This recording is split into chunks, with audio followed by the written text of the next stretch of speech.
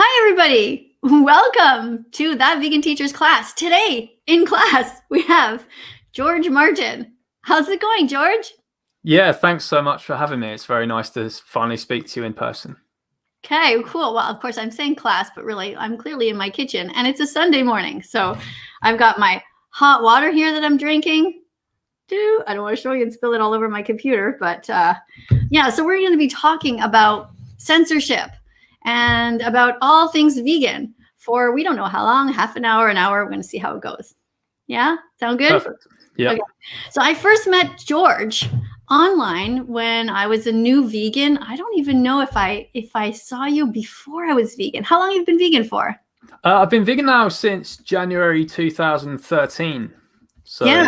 So I think you are probably one of the clicks that helped me to become vegan, because on my way to becoming vegan, I was looking at Facebook posts and, just going all over, just realizing, wow, what's going on? You know how you dig and then you go further and you go further and you're just like, oh my God. And I remember coming across your CARNISM debunked site there where I just realized I can't see any comments here. Oh, let me just click.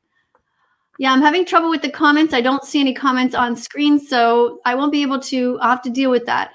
But I'll keep talking to you, and maybe it will somehow resolve itself. But that's kind of an important part, because I really like to hear people's input. Oh, things came up here. There you go. Okay, good. All right, so, but let me just finish. So I came across your CARNISM debunked site where there were all these reasons. Actually, why don't you tell people about it? Tell everyone about your website. Yeah, so CARNISM Debunked was set up by myself to sort of combat all the excuses we hear against veganism. It's a resource both for vegans to use if they need to find an answer to an argument. And, if you want to be lazy sometimes and just copy and paste an argument, if you've got some carnist trolls on your post, you can do that. But it's also for non-vegans as well who want to, hear an answer, who are thinking, well, what if? What would happen if, all the farmed animals, if everyone went vegan, or will I get enough protein and all that kind of thing? They can actually go to CARNISM Debunked as well and see the answers to the questions and the arguments that they have. So it's a resource for vegans and non-vegans alike. Yeah, it's great. How many points do you have there? Do you know? In the general ethical section of the site, which is those type of arguments about the ethical side of things, probably between 40 and 50 arguments and counter arguments. And then there's the environmental and health sections as well. I don't believe that veganism is about health or the environment. So I actually have a little disclaimer when you go on those sections saying the site author maintains that veganism is about the animals only. However, these arguments do come up, and thus vegans do need to be prepared for them when they do come up. Mm-hmm. And it's just a bonus that it's good for the environment. Yeah, it's a bonus that it's good for health. Exactly. These are just side bonuses, but the focus of veganism is absolutely on animal liberation. That's great. So I noticed that. Hi, Isaac. Thank you for saying be vegan with 3 hearts, 3 green hearts. We like that. What I noticed is so Earthling Ed has the 30 arguments on his thing, which I think are great little short videos. Have you ever considered doing little videos as well as your typed version? Yeah, so I do, obviously, I have my TikTok account. I was just going to say, I know you're doing it on TikTok, but maybe taking those and putting them, that would be so great, because it would be like in 60 seconds addressing all of these things. Yes, what I'm going to do when YouTube Shorts comes out of the beta version, because YouTube Shorts is only rolled out in India at the moment, they're just sort of testing it. And it seems to be a lot harder for non-Indian users to get the shorts out on YouTube. You can do it, but it doesn't seem to respond well to the algorithm. But once it gets fully rolled out, I'll be uploading shorts on YouTube probably every single day if I can.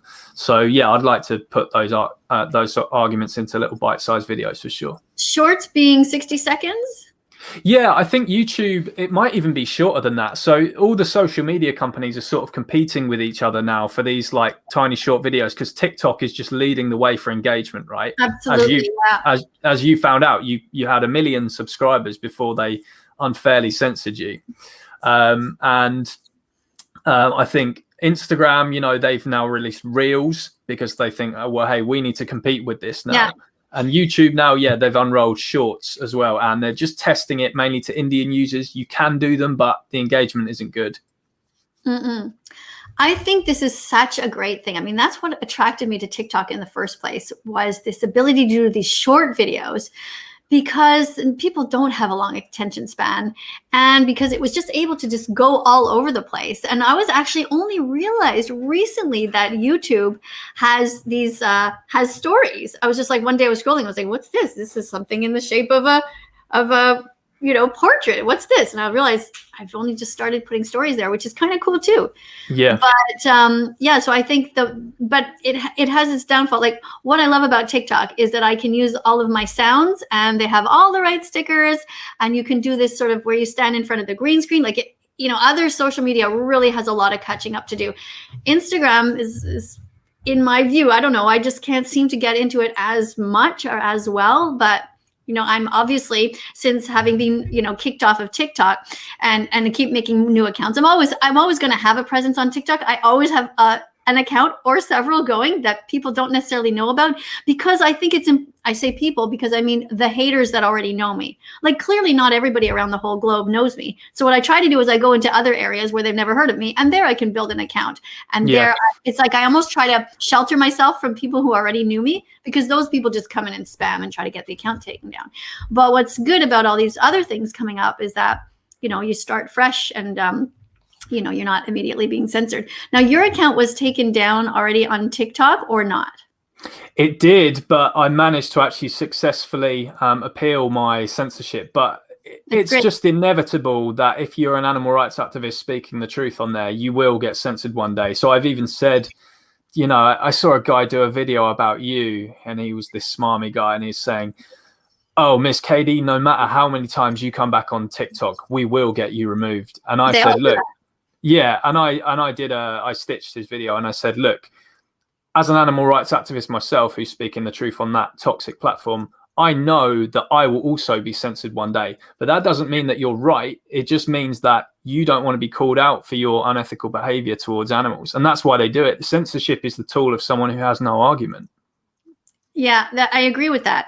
But what I find interesting is that people say, because in my comment section here on YouTube that I close it, they say that I say I don't believe in censorship, and yet I'm censoring people. But here's how I see the difference. The difference is I'm not telling you that you can't say whatever you want on your own YouTube. You can say whatever you want. You can tell clearly there are absolutely like hundreds, if not thousands, of videos that people have made about me and lie and spread all these lies over and over and over. I'm just that on my own comment section, I don't have time to address all of the lies. So somebody will write a lie like she ran over a kid on the street and she's killing her dog. Like, I don't want to have one that you ate. I heard one that you ate a cow flesh burger from McDonald's as well as another ridiculous one I heard about. Yeah, and somebody filmed somebody that supposedly looked like me from the back, and they said, yeah, she did that. There's a video going around, and there's seriously a video going around that the last time I checked was a month ago, 5 million people saw and pressed like on that on TikTok that says that I murdered somebody. And they named the person, like they said, newsflash, she murdered this person. And it's like, it's absolutely terrible and terrifying how they can spread lies. So I leave my house and I look at my neighbors, and my neighbors have heard all these rumors that my dog is half dead, that I've murdered somebody apparently. And apparently there was a video of this crazy person who was in a restaurant and like kind of on the floor and writhing and like spreading something on the walls. And they said that it was me spreading shit on the walls of this restaurant. I was like, oh my God. Like, honestly, in a way, being out of the main thing on TikTok is somewhat of a relief, because at the end, I felt like I just was like constantly trying to put out fires. Like, no, that's not me. No, that's not me. No, that's a lie. Like, I could barely even do activism. And even now, at least here, I'm talking to you. Yeah. And we can just ignore everybody and just talk normally, right? Yeah, I think it might even be a hidden blessing that they censored your account on TikTok. Not the actual censorship aspect of it. That is bad. But the fact that you now have more time to branch out on other platforms and stuff. Because I think with TikTok, especially if you had an account your size, you're just going to it's going to consume your life. It's not healthy mentally. If one app is just consuming your life like that. And honestly, the thing is, it doesn't really matter, because it did consume my life. I was doing it, honestly, I'm not even exaggerating. Like, I sleep about 5 hours a night for the past year.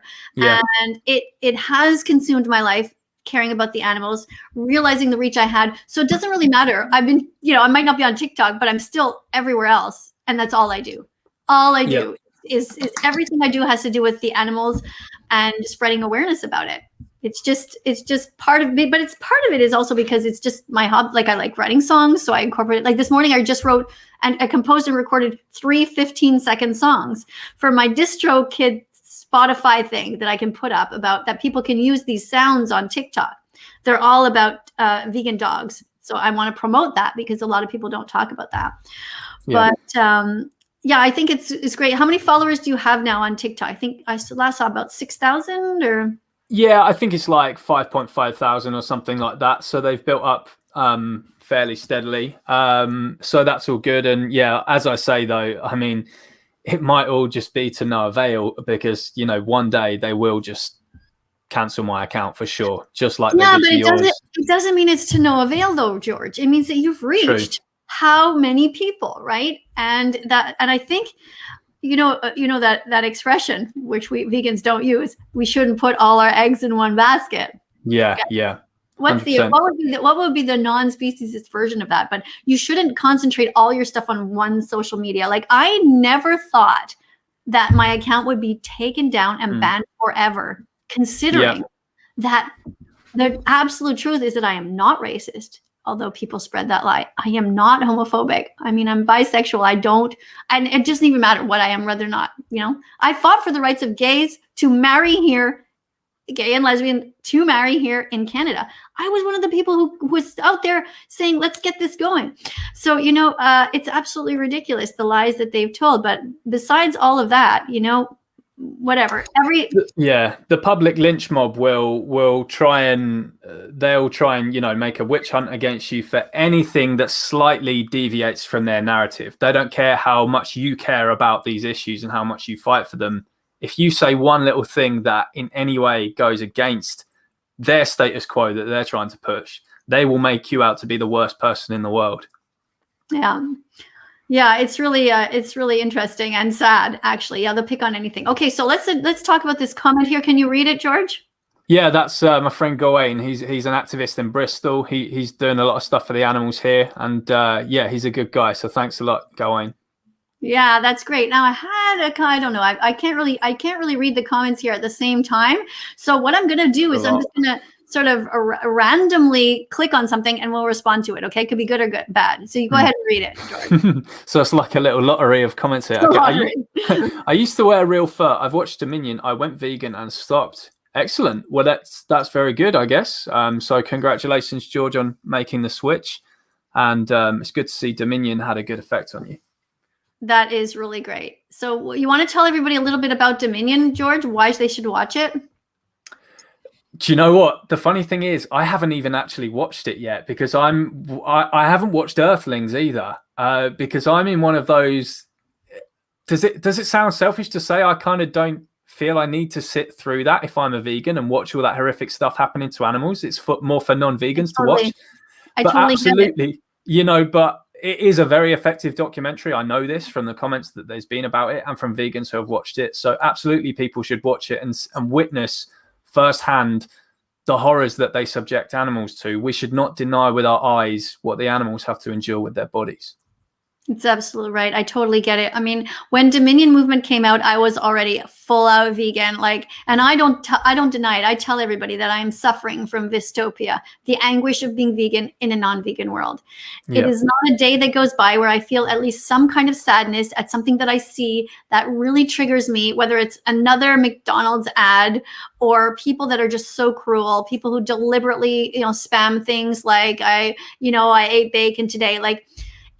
It's just knowing how cruel the world is and that people just don't give a shit. It's opened my eyes. I used to think that humans were mostly good. Yeah. And that, there were a few bad ones. And now I see it as 99% of the world is actually unkind because when they know what's going on to the animals, they don't change.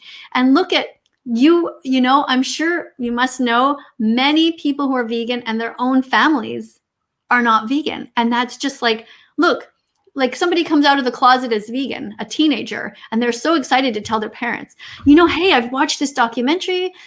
I've decided I want to be vegan, and they're expecting their parents to go, oh my God, let's watch it together. What happened? What, you know? And they're just like, oh no, I don't even want to watch that. And not for the same reason that you don't watch it, George, because you're already vegan. Yeah. But they just are not supportive. They're just so closed off. It's terrifying. It's sad for so many people coming out of the closet, and vegan phobia is real. And I was going to say as well, that's the only hard thing about being vegan, because a lot of non-vegans say, oh, veganism is so hard. You know, you can't eat this and you can't eat that. And they mistake the hard part of veganism as things like reading ingredients labels in the shop. No, that's not the hard part. The hard part of being vegan is realizing, just whoosh, you get this epiphany for the first time in your life that everyone around you is funding a Holocaust. And it is the worst. It's the worst feeling to know that your world just gets flipped upside down, and everything you thought was good about humanity has now been tarnished. And you realize we're now the most selfish and violent and oppressive species on this planet. It's a wake-up call. Now, I noticed that you used the word Holocaust. Why do you do that? Because it objectively is one. For me, this isn't even up for debate. I mean, in fact, to ask someone, why do you call this a Holocaust? What's happening to animals? It would be the same as saying, why do you call this a Holocaust if it happened to humans? Because I can't see any kind of debate as to how systemically murdering billions of innocent beings every single week could be anything other than a Holocaust. And if you look up the dictionary definition, it means slaughter or destruction on a mass scale. Well, what more fits the definition than what we're doing to animals? Okay. Hey, Miss Katie, I want to see you react to how okay. I don't know who that is. People ask me to react to things all the time. Here's one. You want to read this one, George? Yes, my friend Steph. I used to do activism with him in the London scene. He's a good guy. Hi, brilliant activist. Please tell us what point you went vegan. Also, how can we fight unfair censorship? So I went vegan back in 2013 after watching Gary's speech in late 2012. Gary Yourofsky. Let's talk about him for 2 seconds before you go on, because I just want to say that he is also a reason that I became vegan. And because of his straight talk, I needed a tough message. People often think, oh, you're women, we have to talk to them so nicely. No, I needed to be hit over the head like, you got to be vegan. You're a piece of shit if you're not vegan. You're an animal abuser. Like, oh my God, okay, I'll be vegan. You're right, right? Like, so that's why I am so firm the way that I am, because I know that it works. People say, oh, you're not doing activism well enough or the right way. Well, there is no right way. Every single way. You need 100 clicks to become vegan. You need to get it from here, from there, from George, from me, from whoever, right? So, yeah, so he was the one that influenced you. That's interesting. Yeah, and so it was after watching his speech. So for anyone who hasn't seen that speech yet, it's called Best Speech You Will Ever Hear. And then to answer your second question, Steph, also, how can we fight unfair censorship? This is a really hard one, because this is about power. All the power is in big tech's hands. We don't have the power on this.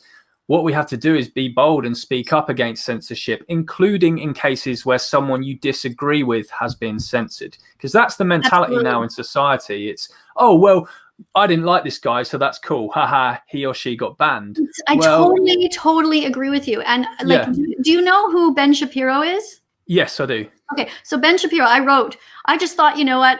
He cares about censorship. He doesn't believe in censorship, and he's way on the right. And I consider myself to be kind of a hippie. But on this way, you know, I've been interested in what he has to say. I don't agree with everything he says, obviously, but he makes some really good points, and he's against censorship. So I tried to reach him to say, hey, I should talk to you about censorship because I have suffered through it. But of course, he's somebody who literally made a video of him stabbing a turkey and eating it, like most despicable, disconnected, cognitive dissonance specimen that you could find. But on that, we agree. Okay, so I can't get to him. So I went to his comment section, and I wrote a little blurb, and I posted it a couple of times just to various people who were commenting, who are clearly against censorship. And I got a response this morning from somebody who wrote, yeah, but you deserve to be censored. Like, what are you doing? Like, the whole point is that we don't censor people just because they have a different opinion. And see, I'm not censoring people in my comment section because they have a different opinion. I censor them because they lie or because they're just damn cruel and talk about let's hurt the animals. Like, that's not an opinion. That's just cruel. Like, so, yeah. I'm just going to get a Kleenex. But go ahead. Sure. Yeah, what were you saying? So what we have to do, I guess, Steph, is we have to speak out, including when people we don't like have been banned. So we need to change the way society thinks, because right now, you know, society is empowering, emboldening big tech to do these insanely inconsistent censorships because people actually agree to them. They bend the knee to these censorships and say, oh, well, that's fair that they did that because I didn't like that vegan teacher. Oh, I don't like Donald Trump. So, he got censored. Yeah, it doesn't matter. It doesn't matter if you don't like the person. It's dangerous. Exactly. And you know what? I really didn't like Donald Trump. Like, I didn't like anything about him. But I remember when he was running, or at some point anyway, there were statues of him or some memes of him where he was totally naked and they showed like his penis size this big or something. And I was just thinking, oh, that is just so wrong. Like, as much as I hate this guy, like, just to do that, like, what does that have to do with anything? And of course I didn't think he had the nicest haircut, but who cares? It's not about his hair. Right? Or so he had orange skin. Well, so maybe he was colorblind or had a makeup artist who was colorblind. What does that have to do with anything? What is the message, right? And you know, the funny thing is that sort of stuff came mainly from the people who talk about body shaming. And yeah, body shaming is bad. So then why are they also putting up these statues of him and making fun of penis size and his hand size and all this stuff like that, and him being overweight and all this kind of stuff? So it's like, wait, aren't you the people that constantly tell us about how body shaming is wrong and so on? Oh, exactly. Let's see. I'm going to just randomly click here something. Go ahead and read, George. I don't mind vegans, but please don't say you can't go to heaven if you aren't vegan. I'm Christian and I don't like that. Well, Dragon Wolf 25, maybe non-believers of Christianity also don't like being told that they will go to hell if they don't worship your God or believe in the Bible. But let me ask you, which of these is worse? I mean, I think that the idea of hell is horrible anyway, okay, for anyone. But which of these is worse?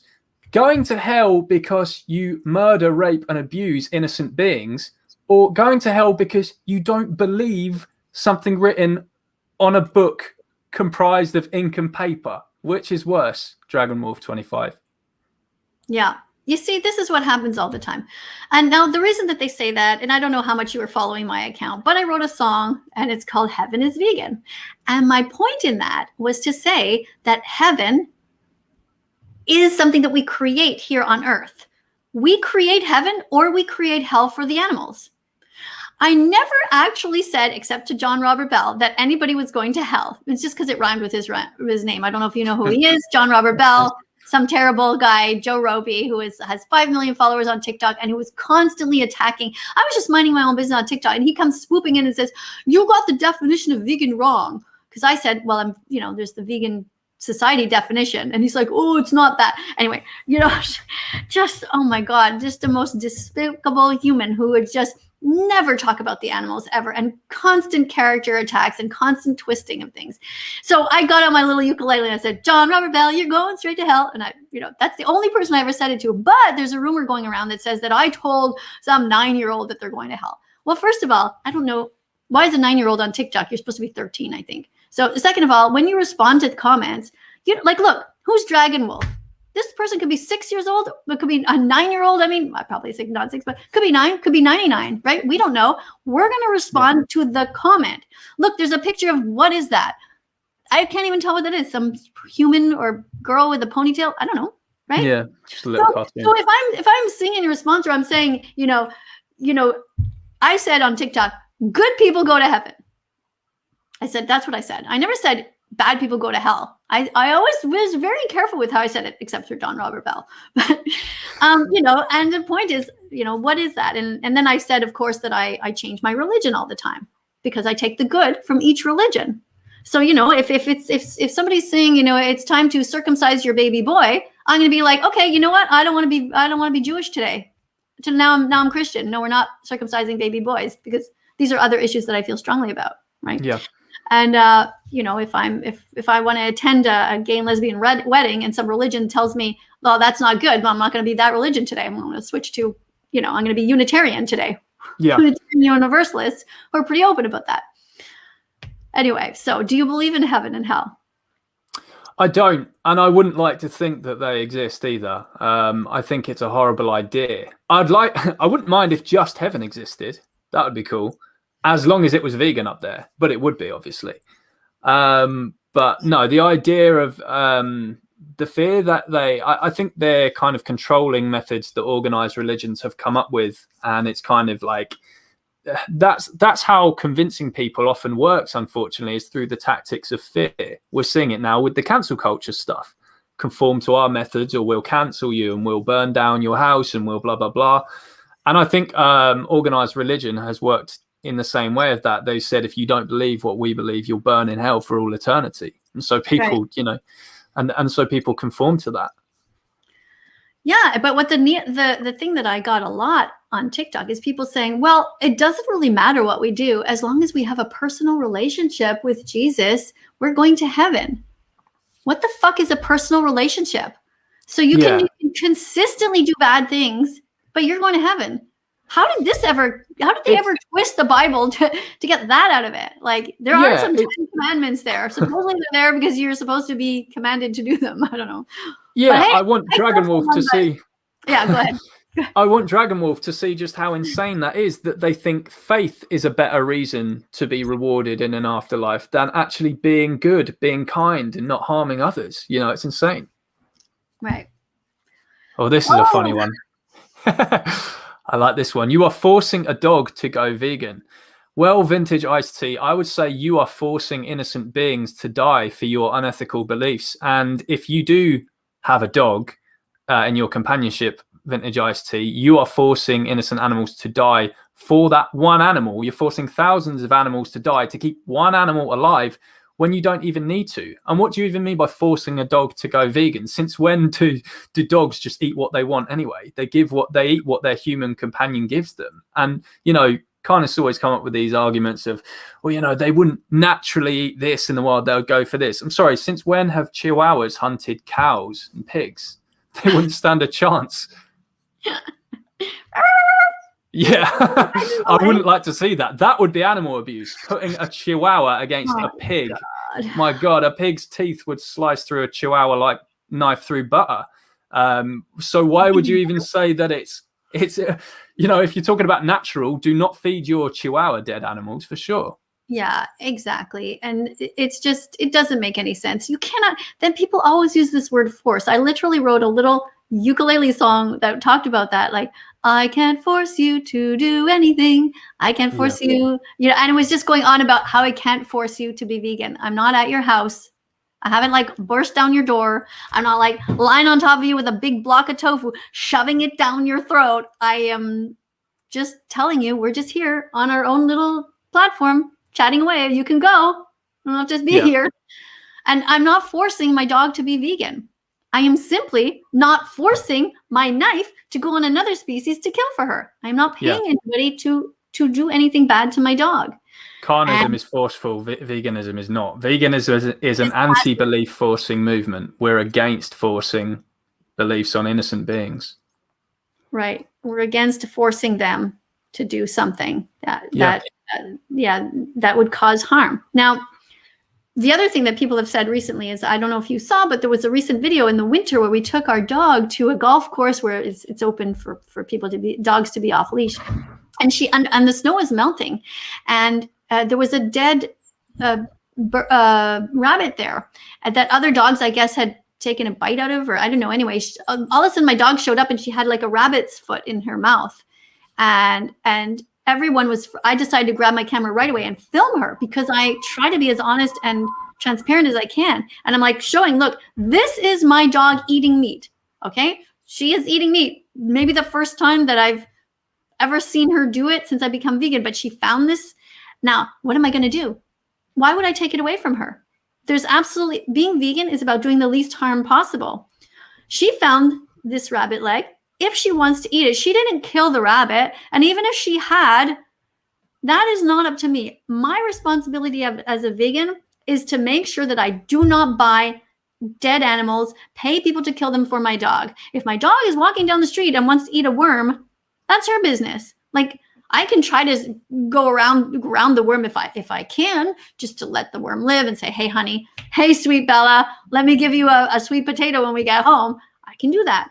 But that's about the extent of it. So we simply don't force our animals to eat other animals because they can eat other things. Do you have any pets, George?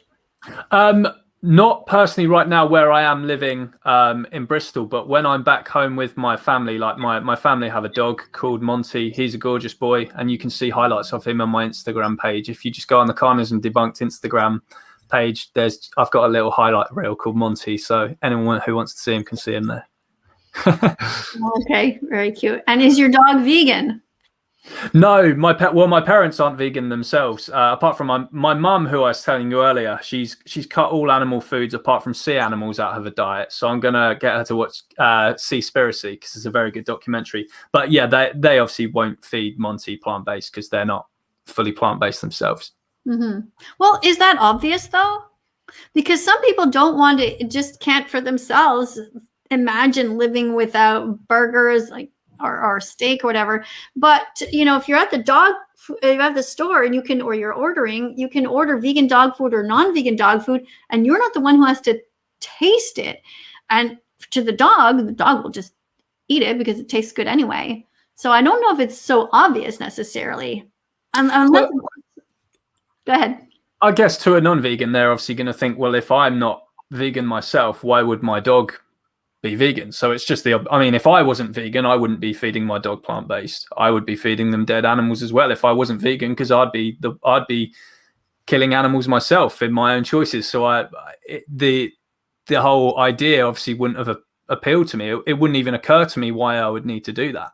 But obviously the ethical thing to do is absolutely to feed your dog plant-based, of course, to anyone watching, and to anyone watching as well who thinks that it can't be done. That's absolute pseudoscience. It's an old wives' tale. And one of the world record holder for the oldest living dog, what was her name? Bramble. I think she lived to be 25 on a plant-based diet.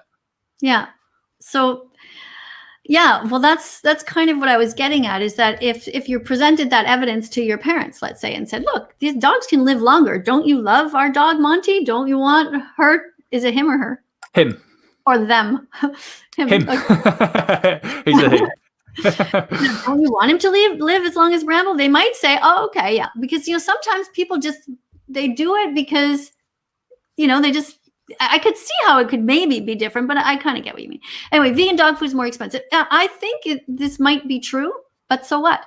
You have a dog, and your dog is almost like a child to you. Your dog will never need, a school uniform. Your dog will never need to have, braces on their teeth. They'll never need money for college.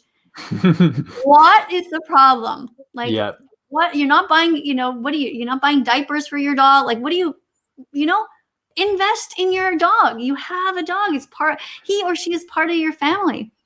So there's a really brainwashed comment I've just seen here in the chat saying vegan dog food isn't dog food. But how brainwashed do you have to be to say that, considering that person who said that thinks that dog food is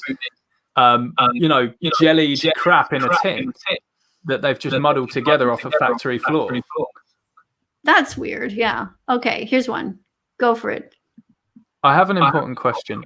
Sorry, I'm getting feedback my end or your end maybe when I talk. Can you hear that? I don't hear anything back. Let me just check. Okay, I'll carry on. I have an important question. As laws are unjust, what are your views on breaking the law to uphold what is right and good? Yeah, absolutely agree with it. Unjust laws are there to be broken, especially when it comes to animal liberation. It is our duty to break unjust laws in order to liberate animals. So absolutely, the law, whoever the oppressor was at the time, there were laws against liberating whoever the oppressed group was. So absolutely break those laws. Mm-hmm. Okay. I have an important question. Yeah. Okay. So good. Thank you. All right. And here's another one. Heaven is vegan. 100%. There wouldn't be any slaughterhouses in heaven for sure. All right, just randomly here. Read a bit of it.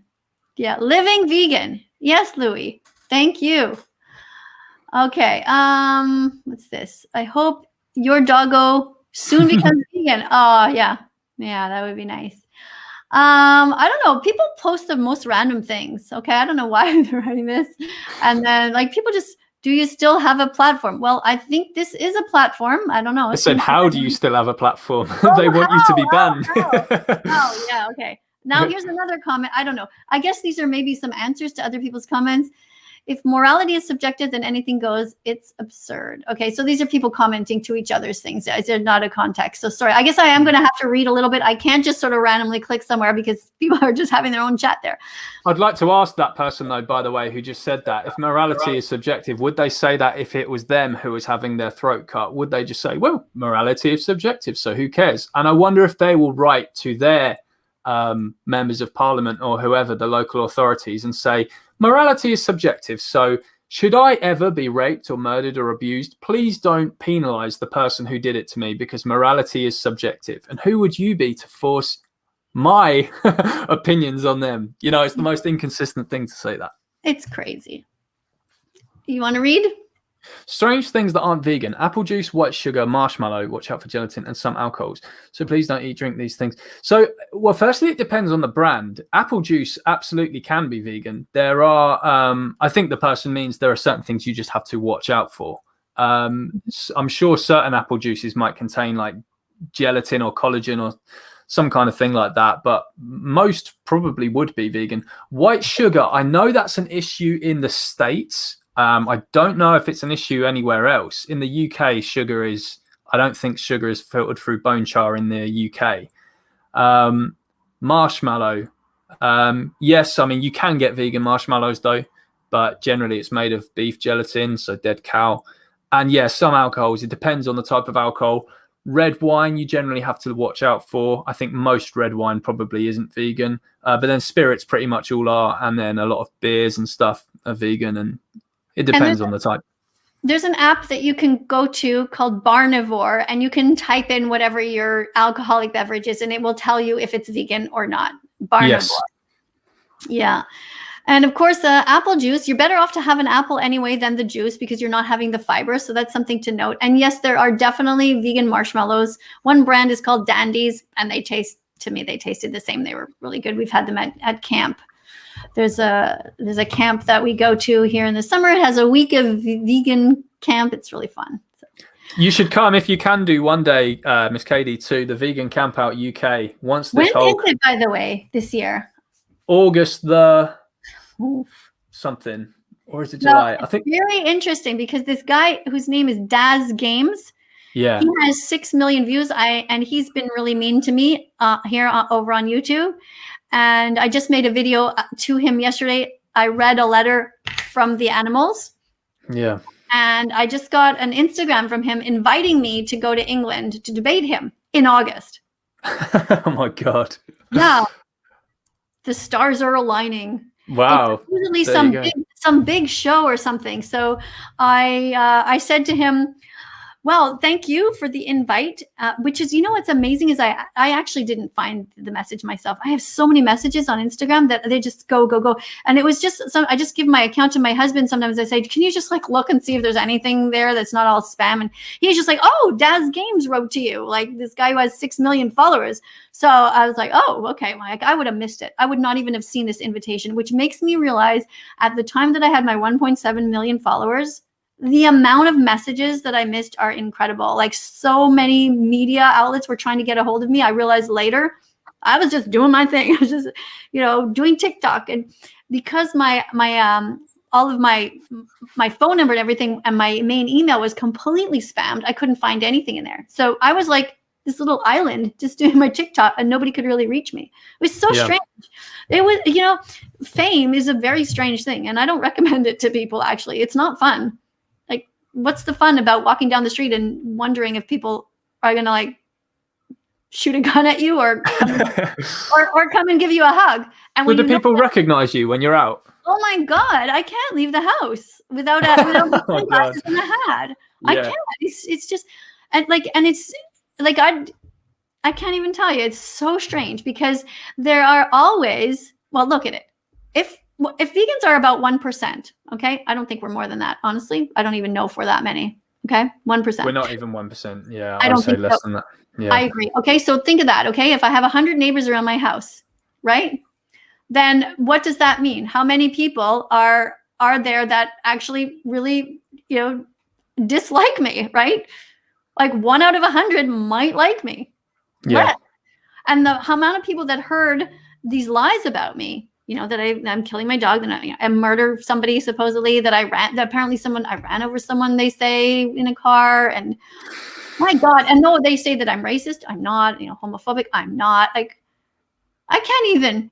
Like, it's terrible. Honestly, I feel like sometimes going and just like hiding in Europe in the middle of some like little country village where nobody knows. Because, but anyway, I'm here for the animals like you are, and whatever. We have to. Yeah. Okay. Oh yeah, veg out. Oh, thank you, Gawain, for letting us know. The 20th to the 22nd, get your tickets. Yeah. Now, one thing I noticed about that, or I don't know who the people are in charge of that, but when I saw the ad for it, I was like looking, and I noticed that there were hardly any women speaking. That was interesting. It's no, they get a good gender balance. The camp out, they have a good. Well, when I saw the poster or whatever that I saw coming around, that's not what I saw. But anyway, I'm going to look now for you. Let me know. Shall I?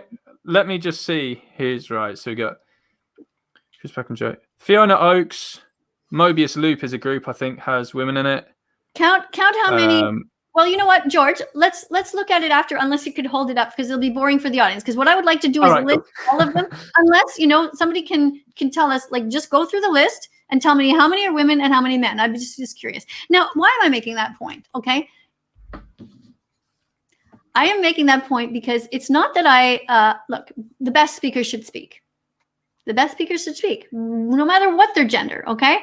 But I just find it interesting, and women have told me many times that they think part of the reason that I was deplatformed is because I'm a woman and because I'm old. And I would like to think that's not true.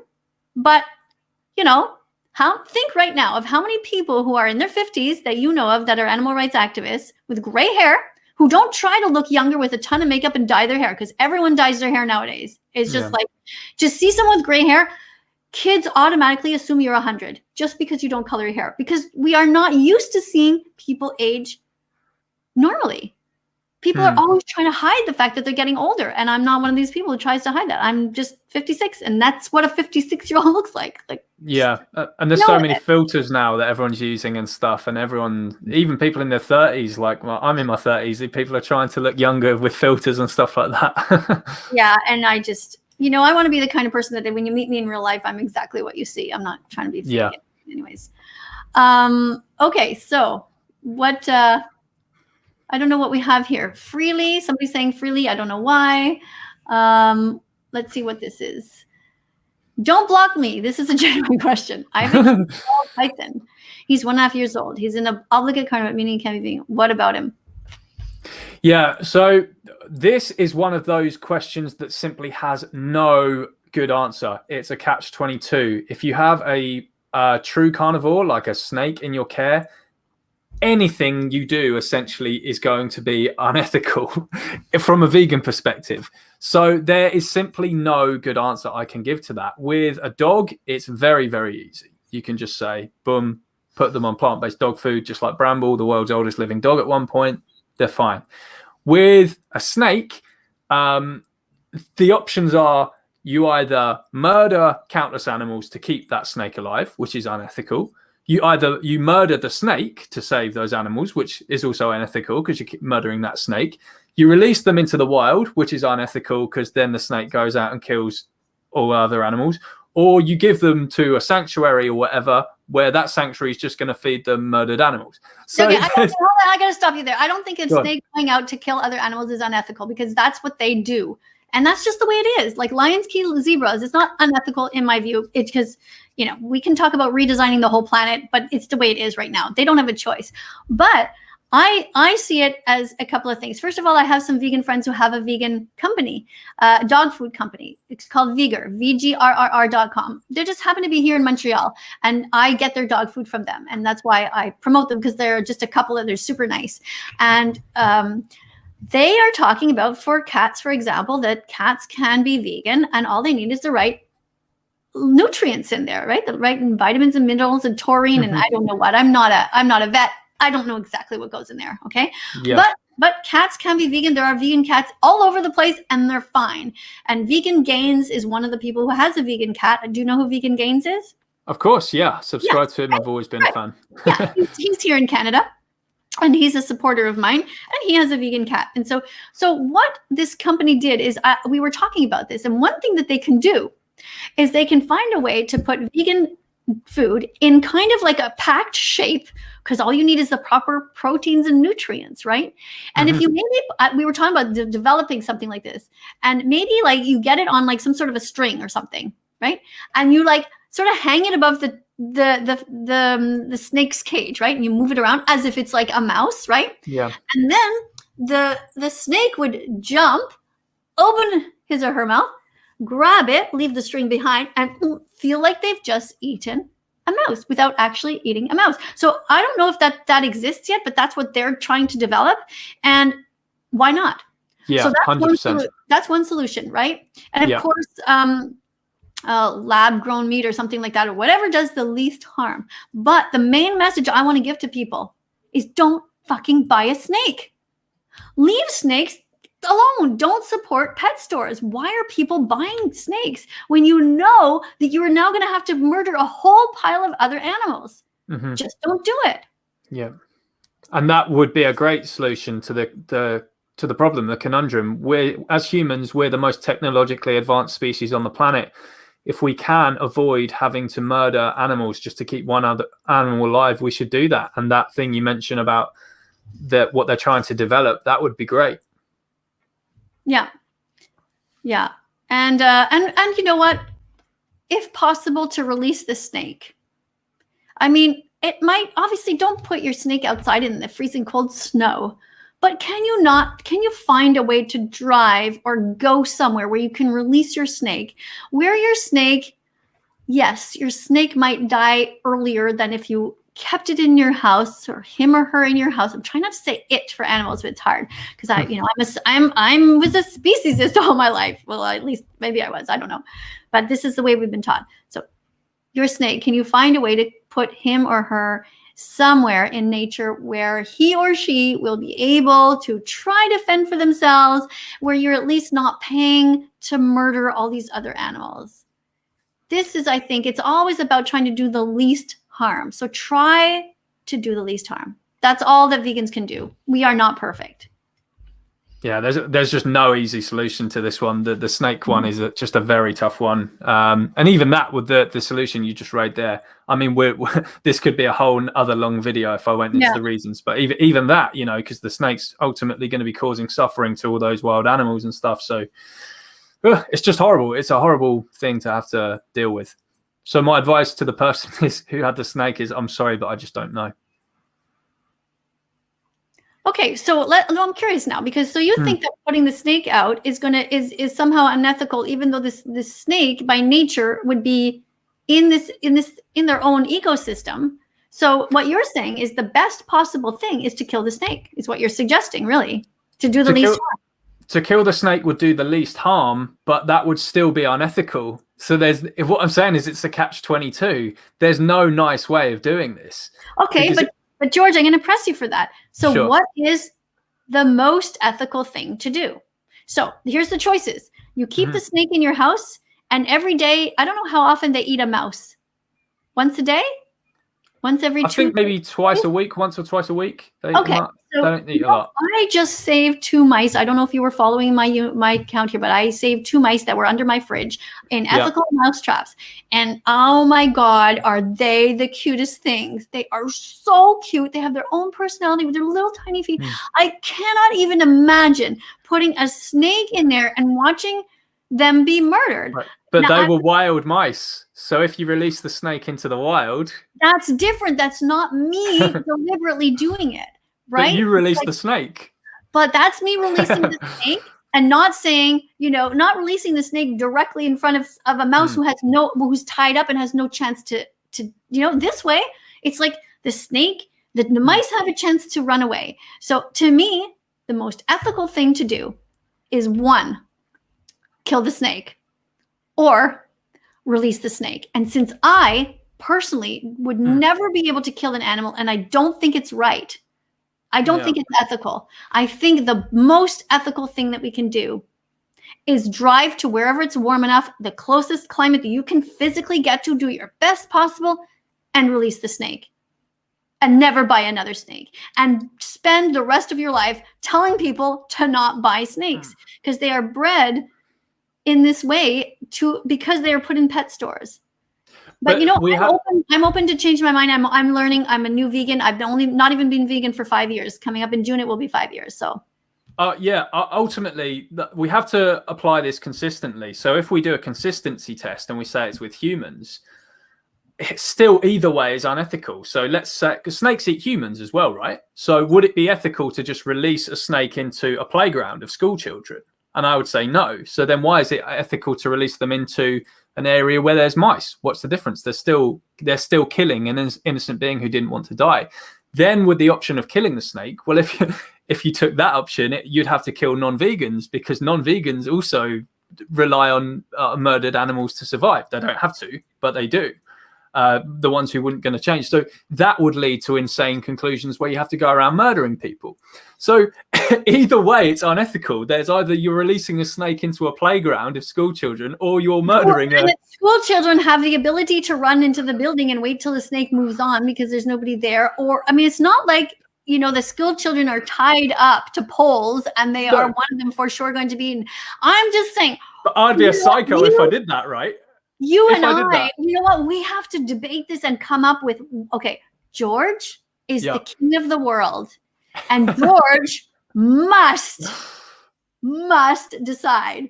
So we'll talk about that in the next conversation that we have. Okay. So you're going to have to, you can't just say, well, no matter what we do, it's unethical. So I'm not going to say anything. You have to tell us, because you are CARNISM debunked, and you have that site with all the reasons to be vegan and the answers to everything. So your homework, young man, is to tell us what is the right thing to do. And your answer cannot be, I don't know. Okay. I'll try and think about it over the weekend. Write it out on some spreadsheet and give numbers to everything, and then show us how you came to your conclusion. Okay. It's so tough, isn't it?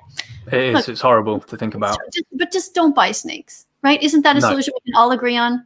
Yes, 100%. Don't buy animals from a pet store. 100%. And people are always saying, but you have a pet. Well, that's because she was in an orphanage, what do you call it? in the SPCA, I don't know what you call it. What is it called? I'm not sure. What do you call it where you keep animals that are a shelter. Shelter. Yeah. She was in a shelter, and she was behind bars in there, and she was sad, and she, didn't want to be there clearly. And we took her for a walk, and she looked at us like, could you take me with you? And we left her there, and we went home. We didn't take her right away because it's a huge responsibility. It's like having a child. And we were just not sure. And we went back the next day because, of course, we couldn't stop thinking about her. And we thought, well, if nobody else has adopted her, then we're going to take her. Yeah. And she was there, and we took her. So that's why we have a pet. Now, what would a vegan world look like? Would there be any pets at all, in your view? No. Humans should be completely phasing out the idea of animals having this existence in order to serve us, as whether it be as pets or whether it be for any kind of purpose, entertainment, anything like that. And that's why we say as vegans, adopt, don't shop. So while the pet industry is unethical, unfortunately, we're in a situation now where they have been bred and they're at shelters and they're in need of a loving home. So if you can provide an animal with a loving home, please do that. Sorry, I just missed a comment before that, and now I've lost it. But thank you. It was from the army guy who I know from TikTok. Love you. And thank you for the what was it? Did you happen to see? I'm sorry, I accidentally clicked on something here and I have to go scrolling. I don't know what I'm doing. I'm trying to concentrate on what you're saying, and I'm trying to find some comments here that are not all spam. Like here's something. Just caught my eye because I saw Genesis and I thought, okay, it's a Bible something. It'll be something we can work with. Yeah, Genesis 9:3-4 is the first such example. In this verse, God tells Noah and his family that animals will now be their food. The thing is, with religion, any good Christian, Muslim, or Jew should tell you with the human verses that you have to take historical context into account with verses that condone harming humans. And indeed, there are verses. There's also verses in the Bible that talk about horrible things being done to humans. But any good Christian will say, no, look, you have to understand historical context at the time. You need to apply that with animals as well. And if you go to my website, CARNISMDebunked.com, go on the section, what does your religion say? There's actually verses there from the Bible and from notable Christian figures that speak out against harming animals. So if you're going to take any verses about animals from your books, especially in a time now where you absolutely do not need to be eating and murdering animals, take those verses. Why take the violent verses when you can take the peaceful ones? Right. Or change religions. Because if you think that your religion, Christianity or whatever, if you think your religion thinks it's okay for you to hurt animals, then change religions. 100%. Find another religion that tells you that you should be kind to animals. There's tons of religions out there. I'm sure you can find one. And if you can't find one, then guess what the logical conclusion is there? Don't have any religion. Be a good person. Don't just follow a religion because it tells you to do these bad things, or whatever you think. Just be good. Yeah. Vegan Erica says in the comments here, one of the commandments says, thou shalt not kill. Yeah, stop killing animals. So there you go. Yeah. Okay. And here's one. Apparently we should shut up. So let's do that for 5-10 seconds. Ready? Go.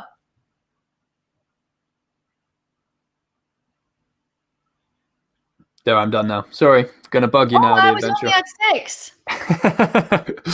Yeah, sorry, Here's but another one. Now we get to laugh. Ha ha ha. Oh my God, people! If you want, who writes that? Who comes there? How many accounts are there on YouTube right now? How many lives are going on in the world? Do you think? And somebody bothers to come here and then says, "Shut up." Unless it was a CARNISM comment, in which case, fair enough.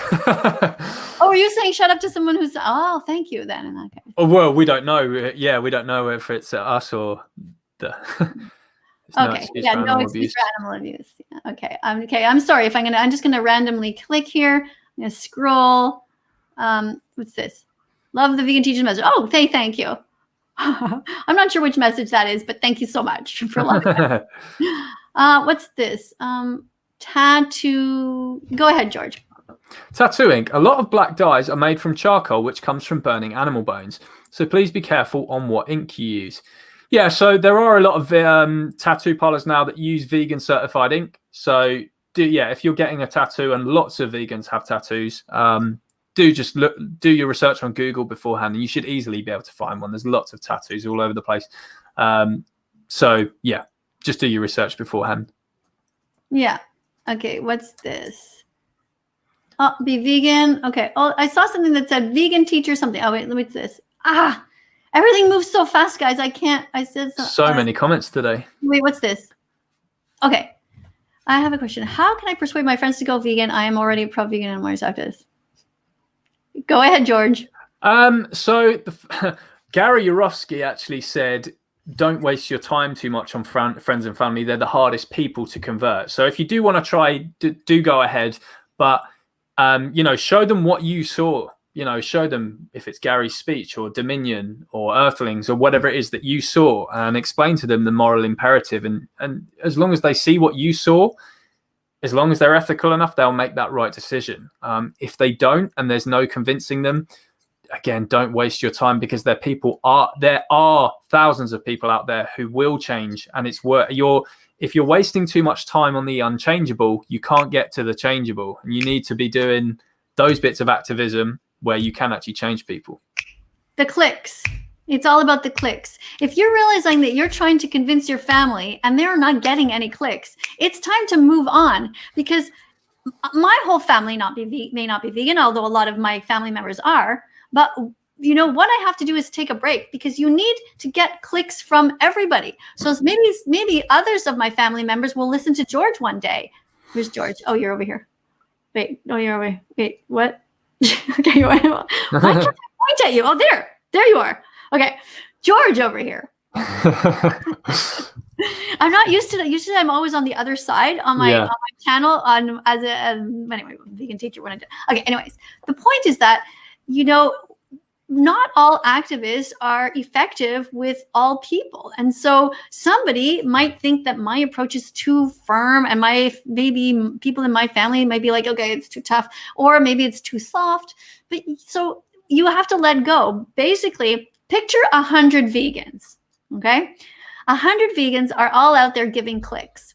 And there's one person, and they're going to get all these vegans going to come by them and give them a reason to be vegan. Somebody's going to go, oh my God, you had such a terrible life. Here, give you a hug, and poor you, you've been badly treated. So therefore, maybe you should treat the animals nicely. Do you kind of get it? Oh yeah, I kind of get it. Or somebody else might need a harder way, or somebody else might need just facts.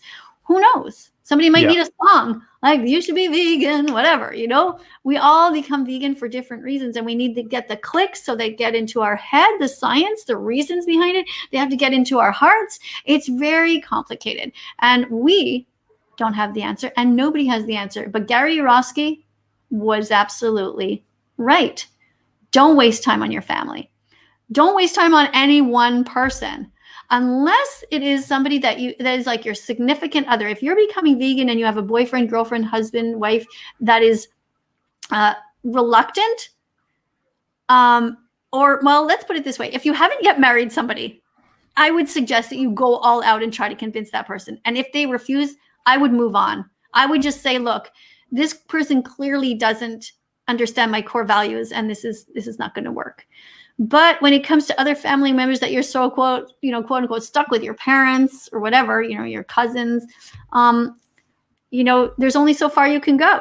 So go and do your activism on other people, and trust that the other vegans in the world will get to your family members and your friends in some roundabout way. What do you think, George? Yeah, 100%. I agree with everything you've just said. Different things click for different people. What might work in converting me to go vegan might not work for someone else, and vice versa. So, absolutely. How do you feel about non-vegan people making vegan products, as in the companies and stuff? I mean, yeah, it's the start of something, of a positive change, I guess, and we should support that. So, and it's impractical to avoid that anyway. I mean, like if you buy, Outpro plant milks and stuff, well, I think that's owned by like Dannon or one of the big cow murdering companies. So ultimately, in this non-vegan world we currently live in, we're going to have to do a bit of that, but it's starting positive change. So yeah, if non-vegans are making vegan products and they realize that there's money to be made from it, we have to take what we can get. Yeah. Support vegan companies as much as you can, but yep. I don't think it's so clear cut to say exactly. to not support. Yeah. Yeah. Okay. Ms. Grady, how to basic needs to be graded. Okay. Oh, somebody's responding to somebody else. Okay, that's not a comment for us. I don't know. No, I think they're saying you need to give how to basic a grade. So they're probably saying how to basic is deserving of an F or something, and they're asking you to. Okay, that's an account, I guess. Okay, I don't know who that person is. Oh, okay. What else do we have? Okay, here. I suffer from dystopia. I live in the countryside where there are lots of farm animals. Yeah. Poland. Mm-hmm. Yeah, very tough. It's not nice seeing all those farmed animals around and knowing what's going to happen to them for sure. But that, think of everything as a silver lining. When you see that, think, well, that's inspired me to speak up. That inspires me to fight. Because if we're not feeling passionate about something, if we're not sad about an issue going on, that causes us to be lazy, and it causes us to not speak out. So every time you see those farmed animals, yes, think it's bad and think it's sad, but also go, thank goodness I saw that today, because now I'm going to speak up about that and I'm going to change something. Right. And look what a difference you've made, because, I suffer from dystopia and many other people do. And it feels good to know that we're not alone. Right. Yeah. The fact that vegan teacher Poland, the fact that you know that I suffer from dystopia, I don't know, maybe it helps you too, to realize that, it is sometimes terrible. It is hard to live in this world because we see so much suffering.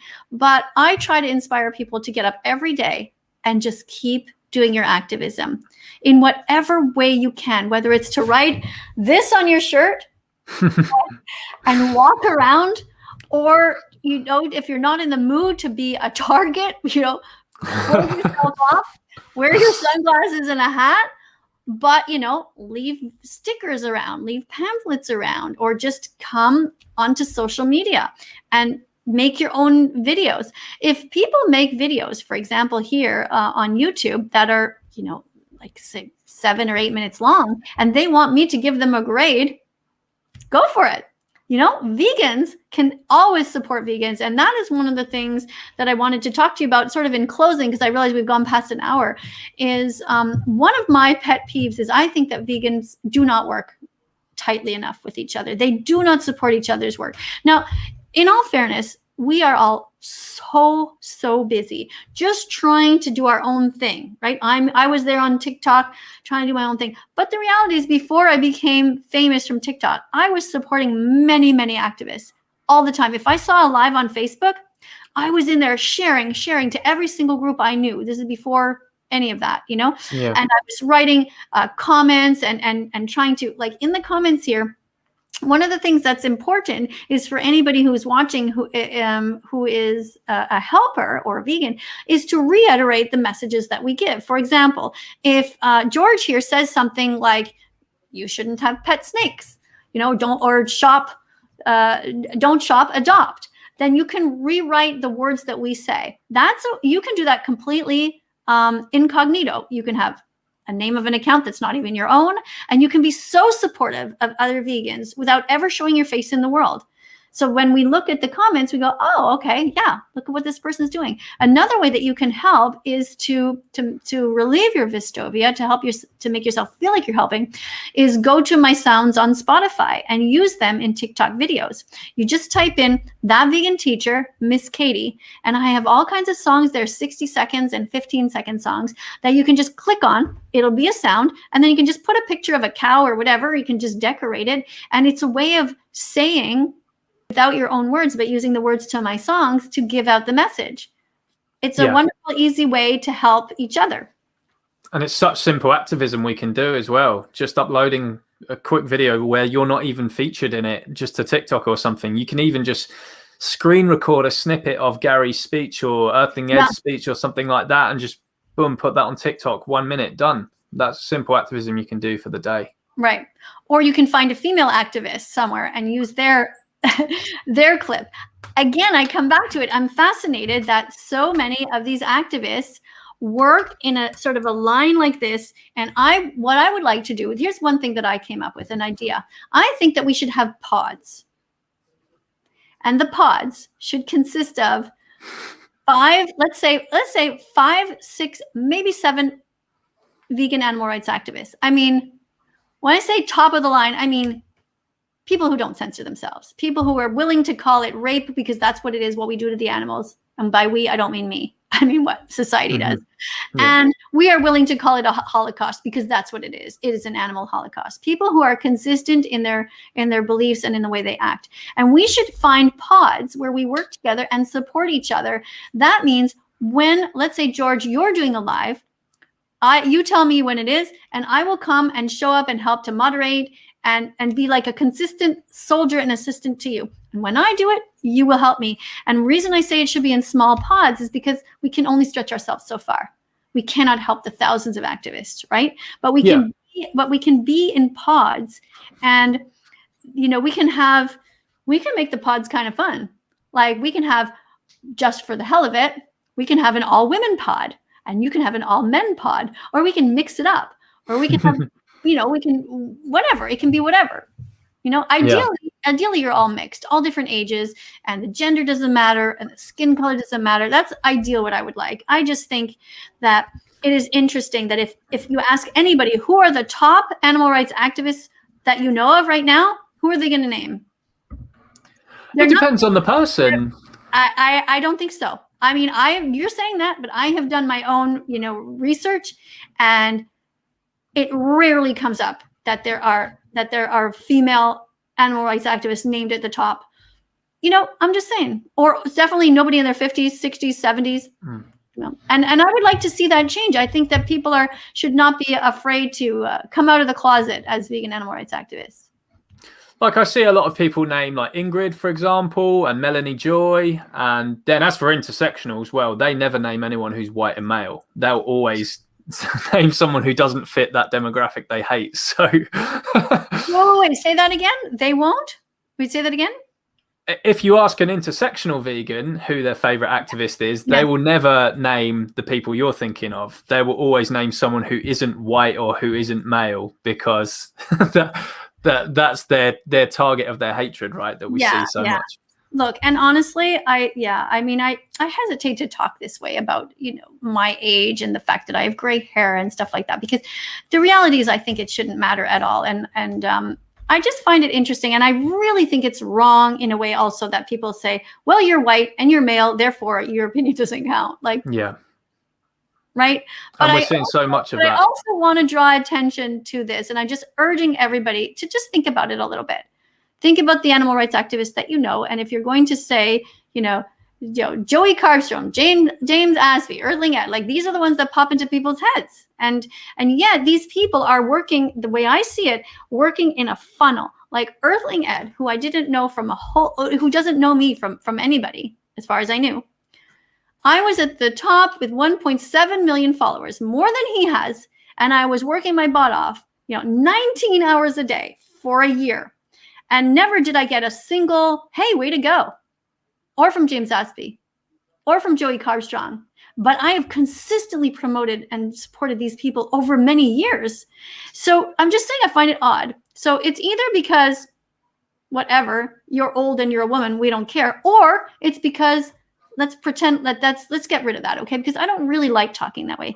Or it's because animal rights activists are thinking like this. They're linear. They're like, I'm doing my thing. No, I don't have time for you. No, I got to go. I got to do my thing. And I'm saying that we should allow a certain percentage of our day, I don't know, 5%, to saying, okay, now it's time for me to roll up my sleeves and see who needs my help. Okay. Yeah. I need help. Because that's why I created this hashtag on TikTok, and it was called Vegans Supporting Vegans. And the entire time that I was on TikTok, I was using that hashtag, and I was consistently duetting other vegans. Now, let me ask you this.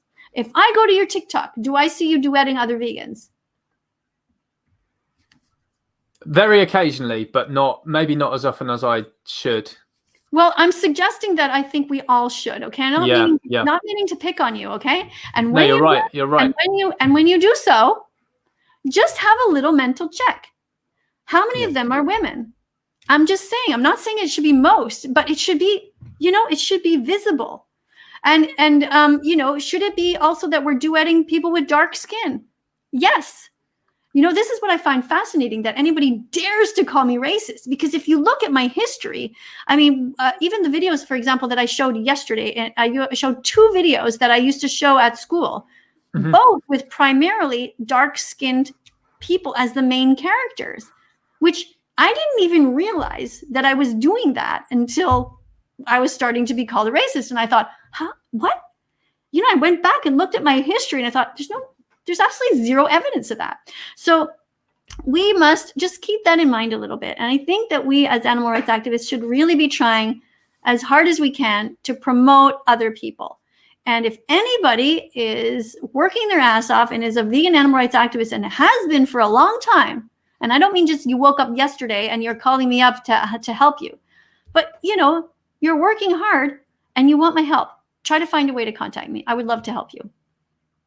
Yeah. And I'm sure that, all those activists are aware of you now, so, but I agree. We should do more to support each other's work for sure. And I will, as I say, I do duets on my TikTok, but yeah, maybe I should do a few more for sure. Yeah. So what are the pros and cons of veganism? The pros are completely on the animals' side. The pros is that the animals are no longer being murdered and abused for you, and that you're no longer their oppressor. The cons are what we mentioned earlier, is that you realize for the first time in your life that the world is a seriously messed up place. It ain't all sunshine and rainbows and, oh, look, there's a news report where there's some evil things happening in the Middle East or something, and that's just there. Evil is happening all around you. There's a Holocaust going on a daily basis. Yeah.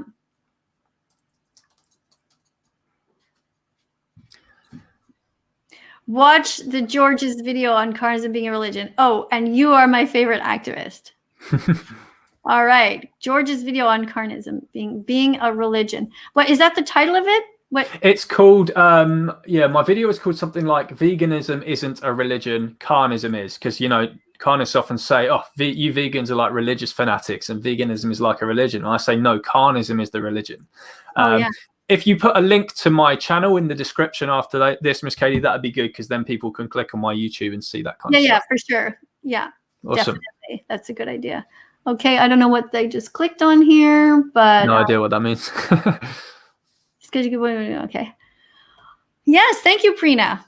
Thanks for a fantastic discussion. All right. You know what? On that note, I noticed we've gone to 1 hour and 15 minutes, which we could talk. Obviously, every time I do one of these, it's like, okay, let's keep it to 30 minutes or an hour. Yeah, it never happens. It's so hard because there's so much to talk about, and it's fun interacting with everybody a little bit, isn't it? Absolutely, yeah, absolutely. We should do these kind of things more often. Yeah, and I think working together, promoting each other's work is great. So thank you so much, George, and everybody follow Carnism Debunked. Go to his YouTube, go to his TikTok, and go to his what's it called? Your page. Facebook page, Instagram. Instagram. But no, where you can find the Carnism Debunk is your website, right? Oh, my website. Yeah, carnismdebunk.com. Yeah. All right. So thank you so much, George. And I will see you soon, I guess. I would love to do this again another time, maybe once a month if you're up to it. Yeah, absolutely. That sounds good. Yeah, we will do another one soon. I would love to do that. And thank you, everyone, for tuning in. And thank you, Miss Katie, for having me. It's been fun. Okay. Take care, everyone. Bye.